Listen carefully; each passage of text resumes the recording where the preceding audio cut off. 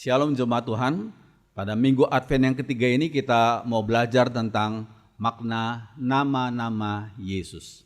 Yang kita kali ini mengambil dari Matius 1 ayat 21 sampai 23. Mari kita berdoa lebih dahulu. Mohon Roh Kudus urapi hambamu, mensensor tutur kata dan sikap hambamu, sehingga hambamu layak menjadi juru bicara, dan setiap kami yang menonton mendengarnya, kami semua dipimpin oleh Roh yang sama, itu Roh Kudus. Berbicara kepada kami lewat lidah hambamu, dalam nama Tuhan Yesus. Amin. Jemaat Tuhan, mari kita membaca dalam Matius 1 ayat 21 sampai 23. Saya membacakan yang hitam, saudara baca yang biru, dan hijau kita baca sama-sama. Ia akan melahirkan anak laki-laki, dan engkau akan menamakan dia Yesus, karena dialah yang akan menyelamatkan umatnya dari dosa mereka. Yang biru, hal itu terjadi supaya genaplah yang difirmankan Tuhan oleh Nabi. Bersama-sama, sesungguhnya anak darah itu akan mengandung dan melahirkan seorang anak laki-laki, dan mereka akan menamakan dia Immanuel, yang berarti Allah menyertai kita. So sekalian, soal nama. So sekalian, seorang pujangga Inggris yang terkenal yang bernama William Shakespeare pernah berkata begini, "What is a name?" Apa sih maknanya nama? What is a name? Dia berkata, jika sekuntum mawar, jika diubah namanya, wanginya toh tetap sama. Namanya bisa diubah tapi wanginya tetap sama. Berarti menurut Shakespeare, nama itu tidak terlalu penting. So sekarang di dalam Alkitab, nama itu bukan sekedar nama. Nama itu bukan sekedar sebutan. Bukan. Kalau kita membaca Alkitab, nama itu mencerminkan pribadi orang itu. Mencerminkan pribadi. Ambil contoh 1 Samuel 25 ayat 25. Dikatakan, sebab seperti namanya, demikianlah ia. Nabal namanya, bebal orangnya. Memang Nabal artinya bebal. Jadi sama dengan pribadinya, Nabal namanya, bebal orangnya. Jadi saudara sekalian, nama itu bukan sekedar semacam sebutan, tetapi nama itu menyatakan pribadi orang itu. Saudara sekalian, nama Allah adalah pribadi Tuhan sendiri di dalam karyanya yang luar biasa. Kalau kita baca dalam Yohanes 17 itu. Ya, sekarang saya bacakan ayat ini. Dan aku, kata Tuhan Yesus, tidak ada lagi dalam dunia, tapi mereka masih ada dalam dunia. Dan aku datang kepadamu, ya Bapa yang kudus, peliharalah mereka dalam namamu. Itu namamu yang telah engkau berikan kepadaku, agar mereka menjadi satu sama seperti kita. Peliharalah mereka dalam namamu. Nama di sini berarti pribadinya Tuhan, pribadinya Allah. Peliharalah umatmu dengan pribadinya Tuhan sendiri, dengan pribadinya Allah sendiri. Sekalian, ini jadi nama itu menyatakan pribadi, bukan sekedar sebutan, tapi nama menyatakan pribadi. So sekalian, dikatakan selama aku bersama mereka, aku memelihara mereka dalam namamu, yaitu namamu yang telah engkau berikan kepadaku. Nama itu menyatakan pribadinya Tuhan sendiri. Namamu, pribadinya Tuhan. Sekarang nama Allah pribadinya sendiri yang berkuasa melindungi umatnya. Sekalian, ini suatu hal yang penting. Kita sebagai umat Tuhan Yesus tidak perlu dan tidak pernah diperintahkan oleh Tuhan untuk membela Tuhan. Tidak pernah diperintahkan oleh Tuhan untuk membela Allah.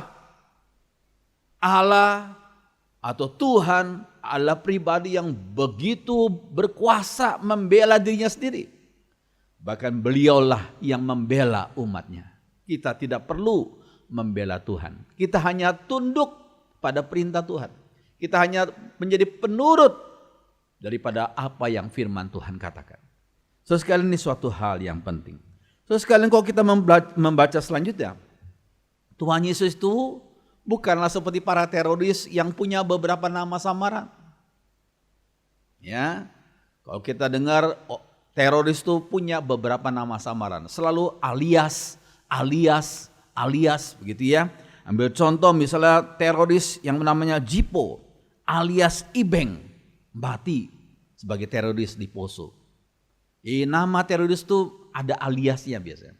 Ambil contoh seorang dari Malaysia itu yang namanya Nurdin Emtof, alias seorang bernama Alman, alias Muhammad, alias nama-nama lainnya. Terus sekalian itu teroris yang selalu memberi nama lain, alias. Tuhan Yesus tidak seperti itu. Tuhan Yesus mempunyai nama yang banyak. Karena apa? Karena nama dan gelar-gelar Yesus menyatakan pribadi dan sifat dan karyanya yang agung.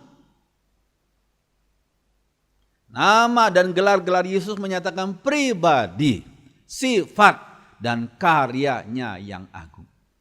Terus sekalian, tidak ada satu nama atau satu gelar pun yang mampu menyatakan kepribadian dan sifat Tuhan Yesus yang luar biasa. Enggak ada satu nama pun.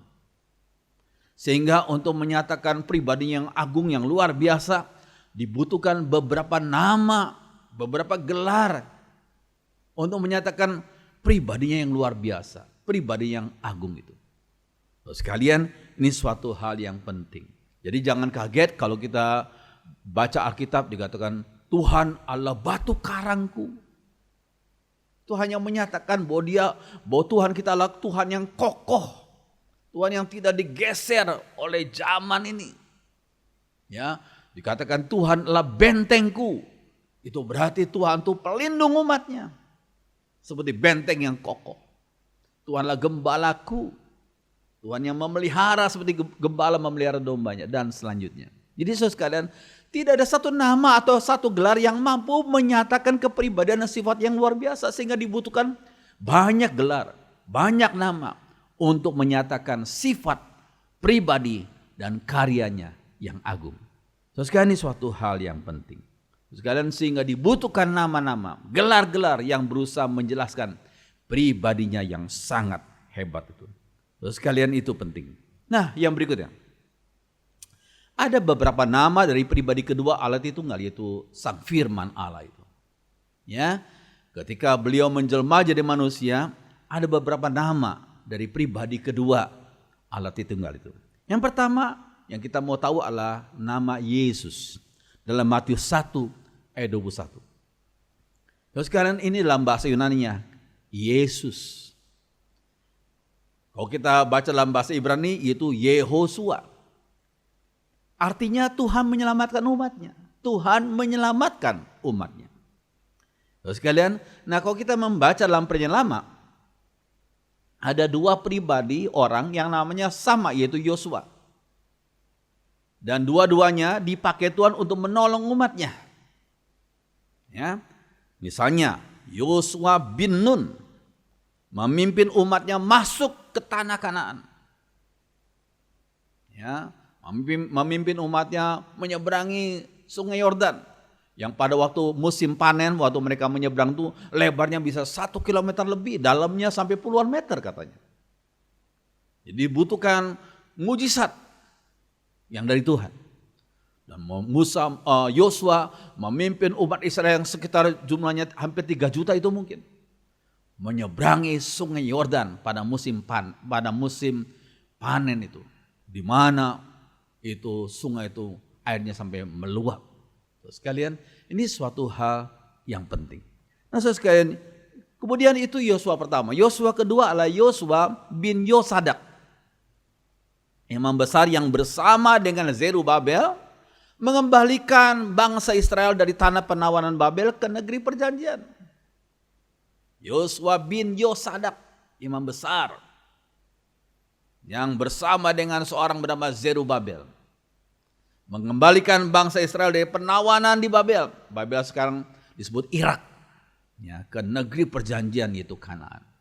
Jadi sekarang kalau kita membaca dalam Perjanjian Lama, ada dua orang yang bernama Yosua. Yosua bin Nun dan Yosua bin Yosadak. Dan mereka dua-dua adalah orang yang mempunyai arti namanya adalah juru selamat. Yosua, Yehosua. Ya, saudara sekalian, jadi kalau kita mempelajari saudara sekalian, nama Yesus itu yang dalam bahasa Ibrani Yehosua itu disebut langsung oleh malaikat Gabriel kepada Maria. Ya, dikatakan oleh malaikat Gabriel itu, sesungguhnya engkau akan mengandung dan akan melahirkan seorang anak laki-laki, dan hendaklah engkau menamai dia Yesus. Karena apa? Karena dikatakan karena dialah yang akan menyelamatkan umat dari dosa mereka. Ini tidak pernah dilakukan oleh siapapun, termasuk Yosua bin Nun, Yosua bin Yosadak. Tidak ada, termasuk Musa sekalipun, Abraham sekalipun, tidak bisa melakukan tugas yang spesial ini, yaitu tugas untuk menyelamatkan umatnya dari dosa mereka. Kenapa tidak bisa? Karena Yosua bin Nun, Musa, dan orang-orang lainnya, para nabi lainnya, sama-sama orang berdosa. Bagaimana sama-sama orang berdosa bisa menyelamatkan manusia lain yang berdosa juga? Nggak mungkin. Sehingga dibutuhkan satu pribadi yang tidak pernah berdosa. Itu sang kalimat Allah yang menjelma jadi manusia, yang dalam kandungan dia disebut sebagai yang kudus, bayi yang kudus. Karena Roh Kudus bekerja menaungi Maria. So sekalian, jadi Yesus tuh mempunyai arti juru selamat. Bukan juru selamat dari perbudakan militer, tapi juru selamat dari perbudakan dosa. So sekalian, ini suatu hal yang penting. So sekalian, di hadapan para gembala, para malaikat menyebut Yesus sebagai juru selamat. Lukas 2 ayat 11 dikatakan, hari ini telah lahir bagimu juru selamat, yaitu Kristus Tuhan di kota Daud. Luar biasa ya. Itulah arti nama Yesus, juru selamat. Luar biasa, puji Tuhan. Terus sekali itu nama yang pertama yang kita sudah pelajari. Nama kedua adalah Kristus, pribadi yang sama, tapi namanya disebut Kristus. Hari ini telah lahir bagimu juru selamat, yaitu Kristus Tuhan di kota Daud. So sekalian, kata Kristus itu mempunyai arti yang diurapi, the anointed one, yang diurapi. So sekalian, dalam Perjanjian Lama ada 3 jabatan yang orangnya diurapi dahulu sebelum memangku jabatan tersebut. Ada 3 jabatan. Sebelum memangku jabatan harus diurapi dulu. Itu nabi, imam, dan raja. Terus sekalian, dalam Perjanjian Lama sebagai simbol daripada mereka diurapi oleh Roh Kudus, maka Tuhan memerintahkan untuk memakai minyak urapan.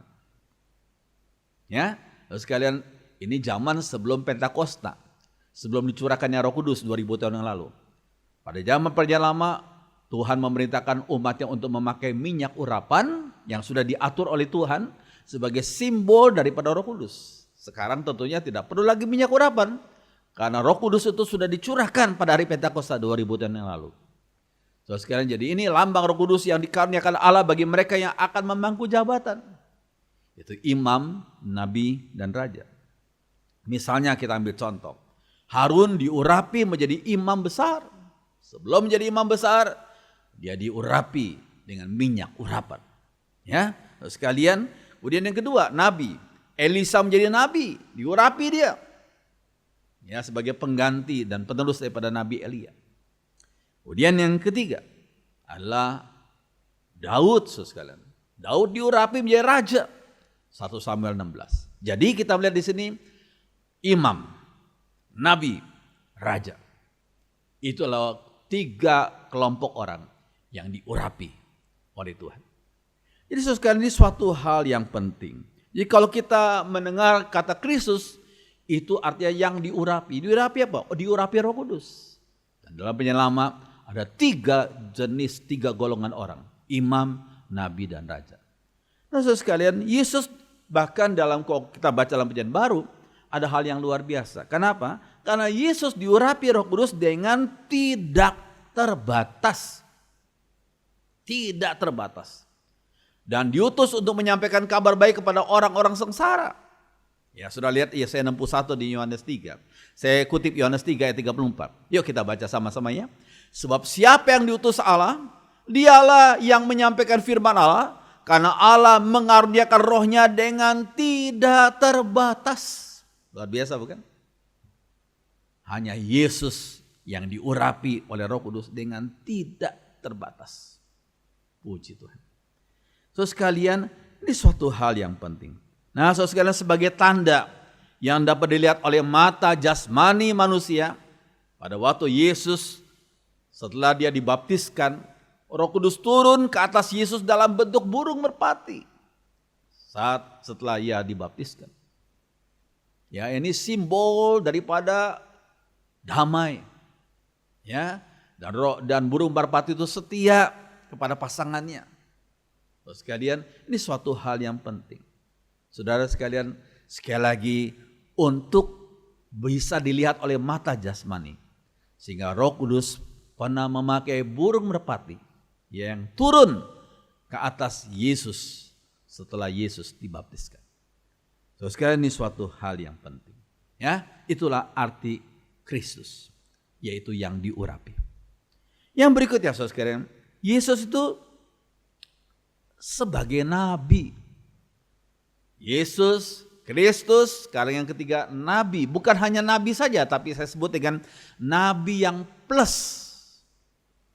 Sekarang sebagian orang kalau cari sekolah bagi anak-anaknya, mereka cari yang plus.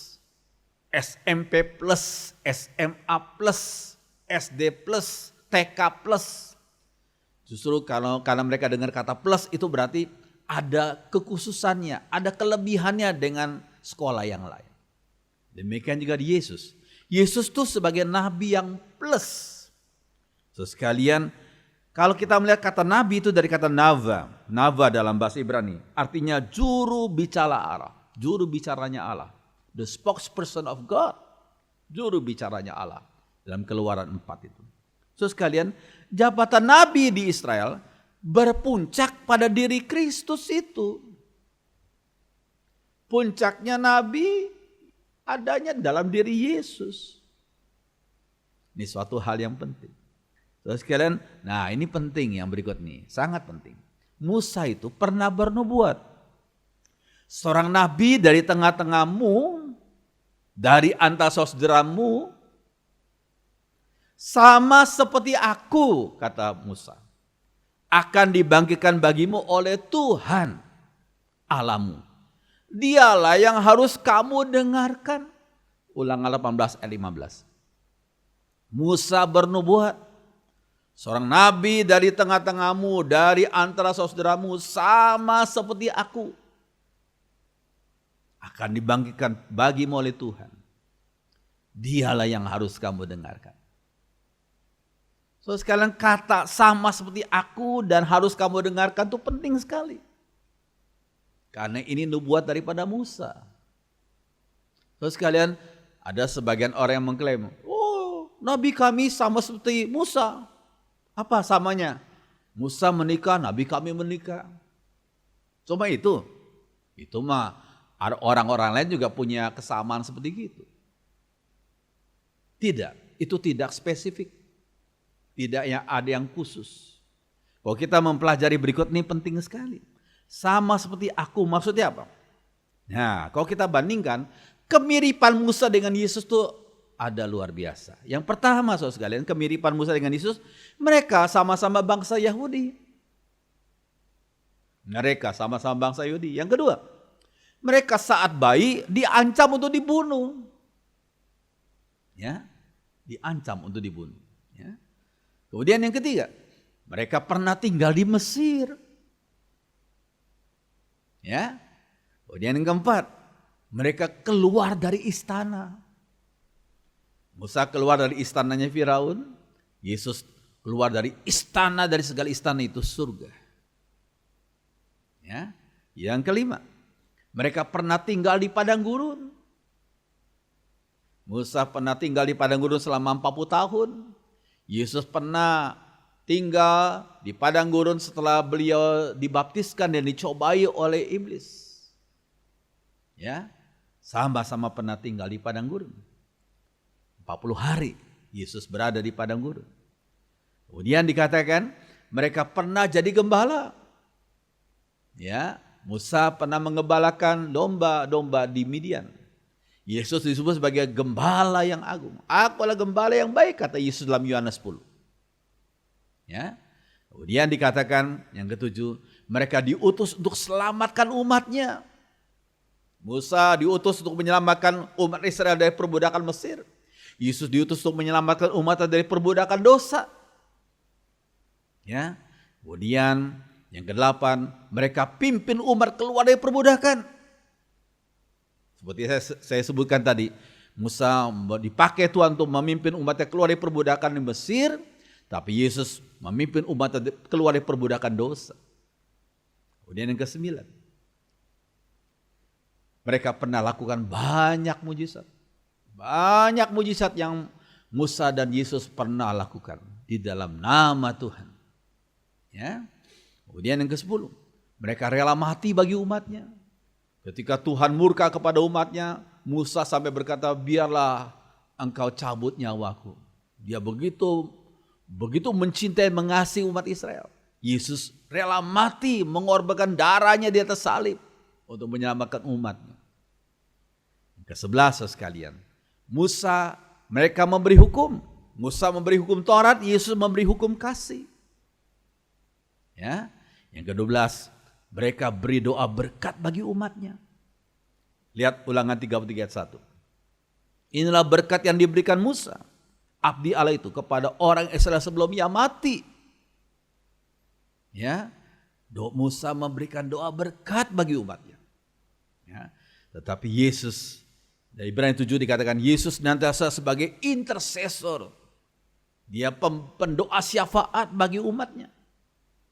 Terus sekalian, kira-kira itu 12 kemiripan Musa dengan Yesus.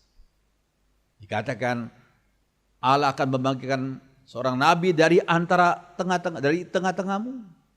Ya, sama dengan aku. Dan kepada pribadi itu kalian harus mendengarkannya. Luar biasa. Tuhan Yesus adalah sang nabi yang dinubuatkan oleh Musa itu. Oh, saudara sekalian, luar biasa. Nah, saudara sekalian, kalau kita perhatikan selanjutnya, nabi biasanya hanya memberitakan firman yang disampaikan Allah kepada mereka. Sebagai juru bicara Allah. Allah titip firman apa? Nabi itu harus menyampaikan kepada umatnya. Ya. Tetapi anak Allah yang berasal dari surga, sang firman Allah yang berasal dari surga, beliaulah yang menyaksikan dengan benar siapa itu Allah Bapa yang di surga.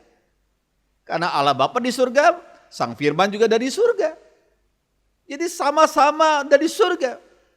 Jadi kalau beliau menyaksikan, pasti kesaksiannya benar. Bukan kira-kira, bukan anggapan.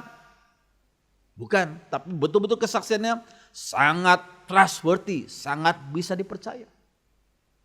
Ini suatu hal yang luar biasa. Terus sekalian, kemudian kalau kita perhatikan, Yesus bukan hanya bersaksi tentang kebenaran, tapi Yesus adalah kebenaran itu sendiri.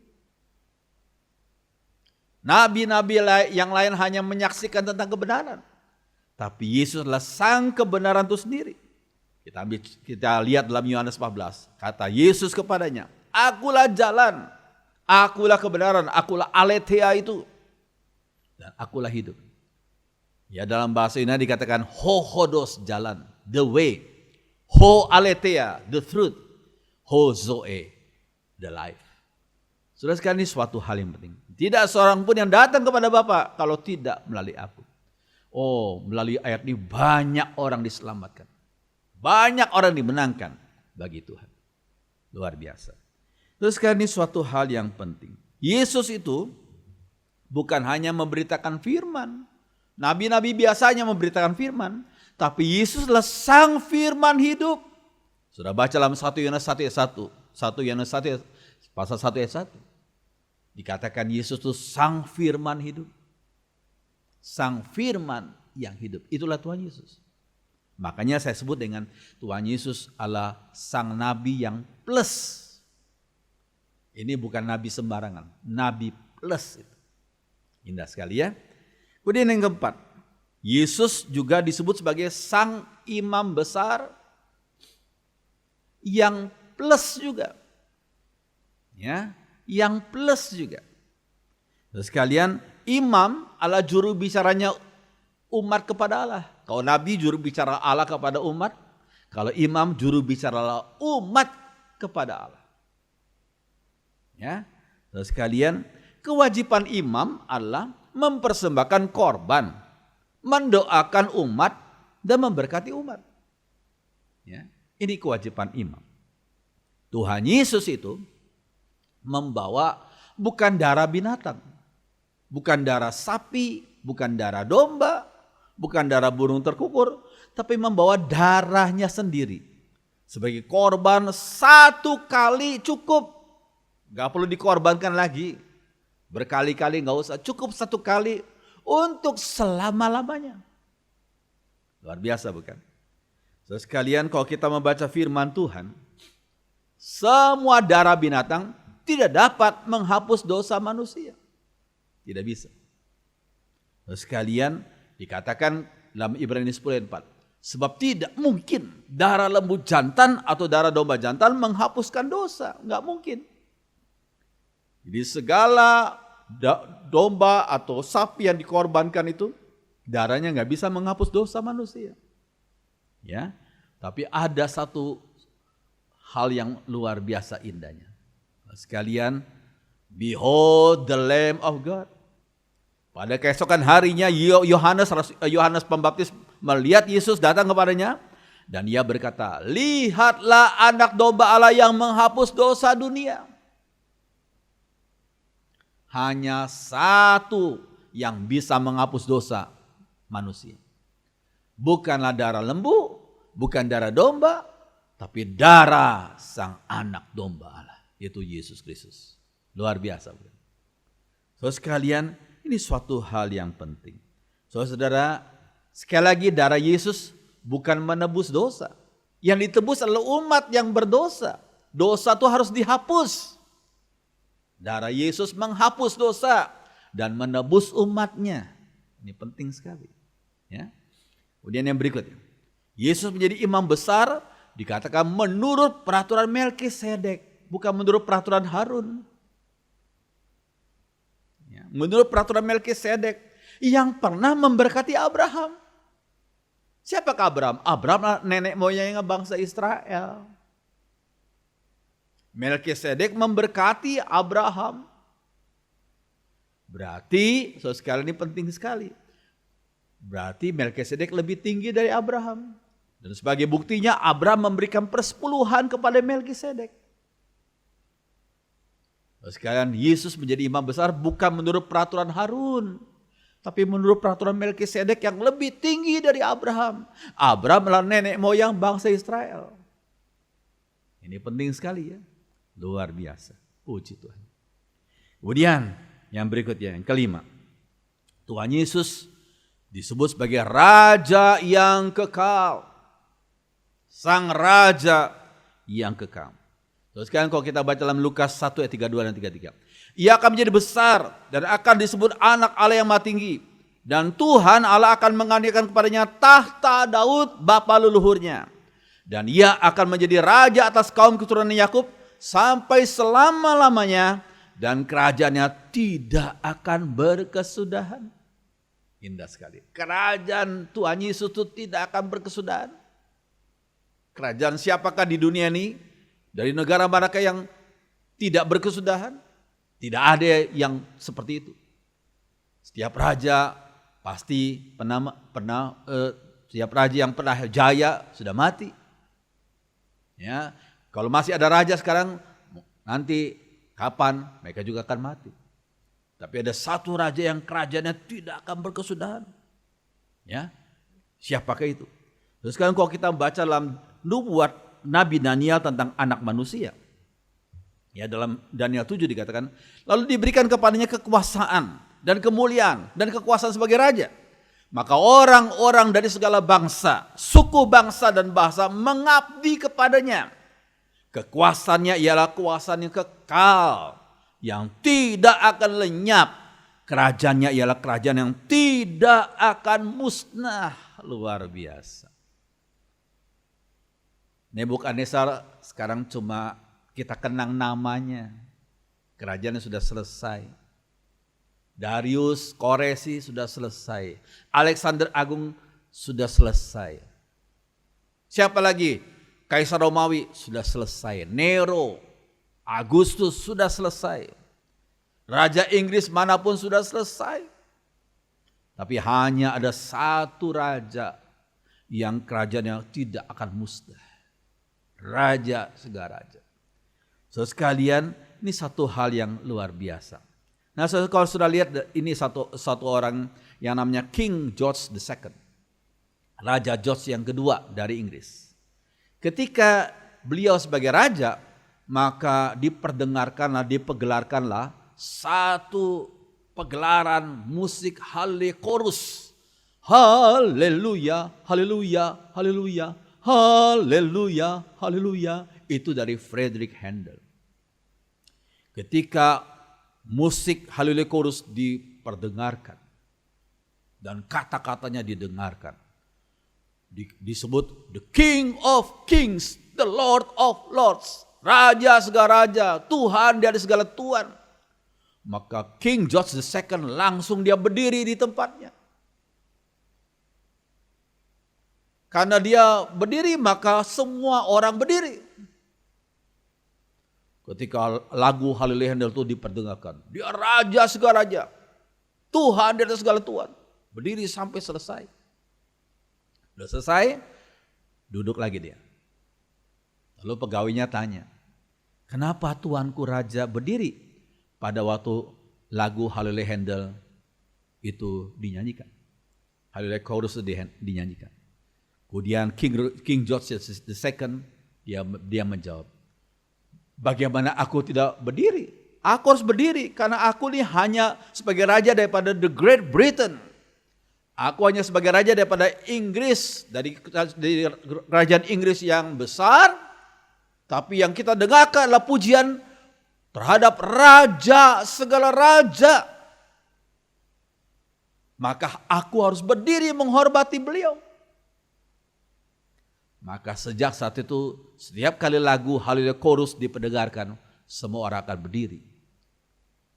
Karena yang dihormati adalah raja segala raja. Tuhan di atas segala Tuhan. Luar biasa.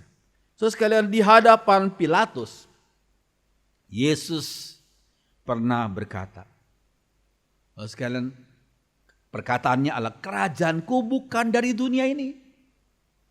Jika kerajaanku dari dunia ini, pasti hamba-hambaku telah melawan supaya aku jangan diserahkan kepada orang Yahudi.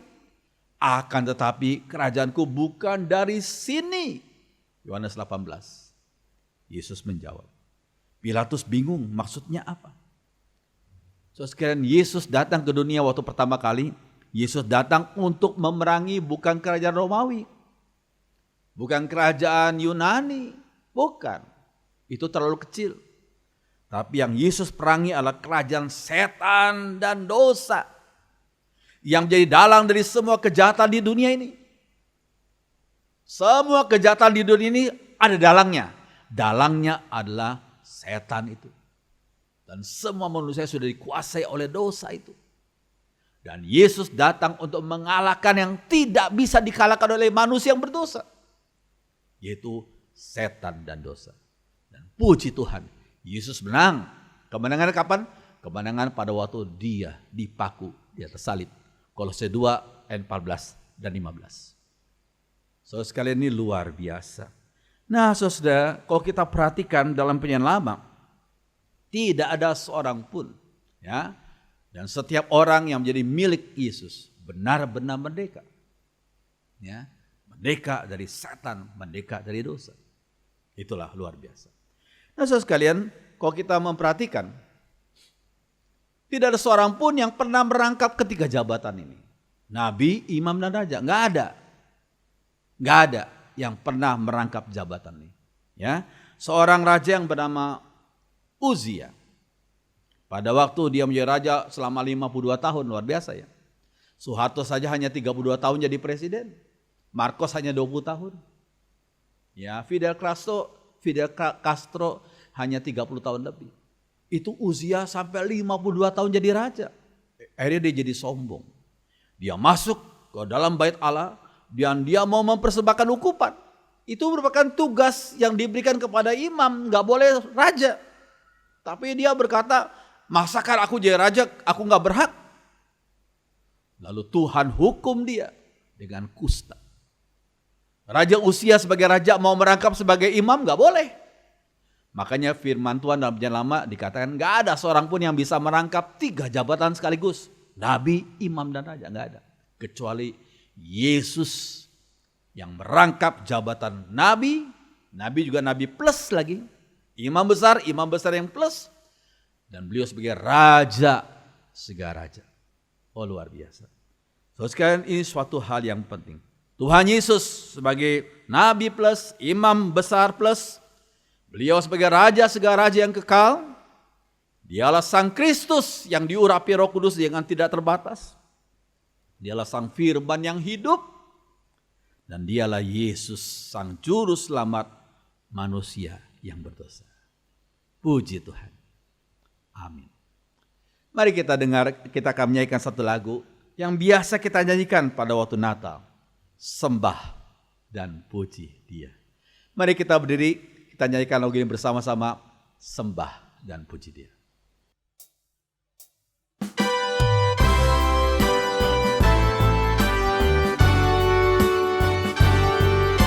Mari angkat tangan kananmu dan berkata, sembah dan puji Dia.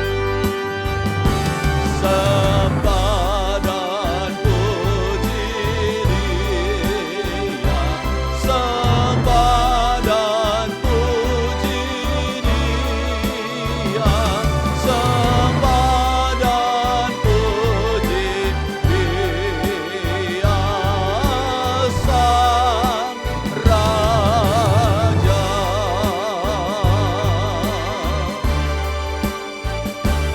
Hai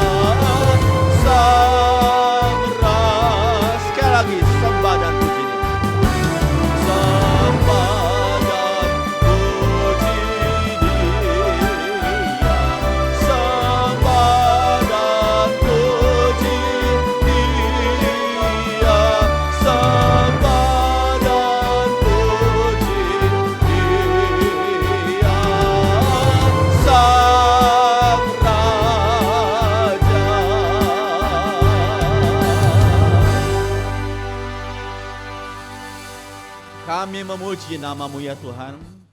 Kami sungguh merasa bahagia. Kami sungguh merasa bangga. Karena kami mengenal Yesus, Sang Juru Selamat. Sebagai Sang yang diurapi Roh Kudus dengan luar biasa. Sebagai Raja segala raja yang sudah datang ke dunia ini. Terima kasih dan terima kasih. Kami bersyukur sebagai umat-Mu Tuhan. Kami bangga mempunyai Tuhan, mengenal Tuhan yang luar biasa. Terima kasih Tuhan. Biarlah pada masa raya Natal ini, kami kembali diingatkan untuk mengagungkan nama Tuhan selalu. Dan setia iring Tuhan, sampai Tuhan memanggil kami. Terima kasih. Haleluya, puji nama Tuhan. Dalam nama Tuhan Yesus. Amin. Silakan duduk, Tuhan berkati.